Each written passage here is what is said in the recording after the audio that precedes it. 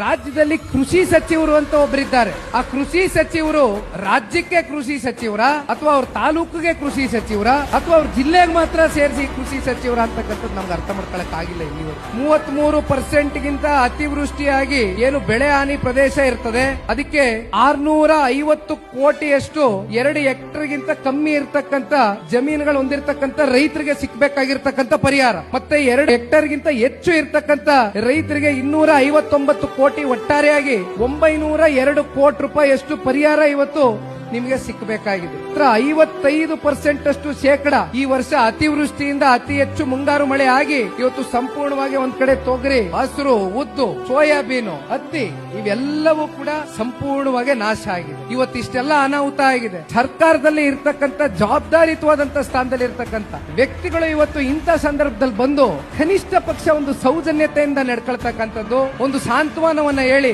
ಒಂದು ಪರಿಶೀಲನೆಯನ್ನ ಮಾಡಿ ಇದನ್ನ ರಾಜ್ಯದ ಮುಖ್ಯಮಂತ್ರಿಗಳ ಗಮನಕ್ಕೆ ತಗೊಂಡು ಹೋಗ್ತೇನೆ, ಹಾಗಾದ್ರೂ ಮಾಡಿ ನಿಮಗೆ ಅಷ್ಟೋ ಇಷ್ಟೋ ಪರಿಹಾರವನ್ನ ಕೊಡಿಸ್ತೇನೆ ಅಂತಕ್ಕಂಥ ಅವರಲ್ಲಿ ಒಂದು ಕಾಳಜಿಯನ್ನ ತೋರಿಸ್ತಕ್ಕಂಥ ಒಂದು ಗುಣ ಇಲ್ಲ. ಇವತ್ತು ಇಂಥ ಪರಿಸ್ಥಿತಿಯಲ್ಲಿ ಇವತ್ತು ಅಂತಿಮವಾಗಿ ಈ ಸಂಕಷ್ಟದಲ್ಲಿ ಸಿಕ್ಕಾಕೊಂಡಿರೋ ರೈತರ ಪರವಾಗಿ ಸಚಿವ ಸ್ಥಾನ ಇರಲಿ, ಸಚಿವ ಸ್ಥಾನ ಇಲ್ಲದೆ ಹೋಗ್ಲಿ, ಅಧಿಕಾರ ಇರಲಿ, ಅಧಿಕಾರ ಇಲ್ಲದೆ ಹೋಗ್ಲಿ, ರೈತರ ಪರವಾಗಿ ಧ್ವನಿ ಎತ್ತಕ್ಕಂಥ ಕೆಲಸ ಹಿಂದಿನಿಂದನೂ ಮಾಡ್ಕೊಂಡ್ ಬಂದಿದ್ದೇವೆ. ನಮ್ಮ ಕೊನೆಯ ಉಸಿರಿರೋವರೆಗೂ ಕೂಡ ದೇವೇಗೌಡರ ಕುಟುಂಬ ಇದು ಮಾಡ್ಕೊಂಡು ಹೋಗ್ತೇವೆ ಅಂತಕ್ಕಂಥ ಬಹಳ ಸ್ಪಷ್ಟವಾಗಿ ಹೇಳ್ತೇನೆ.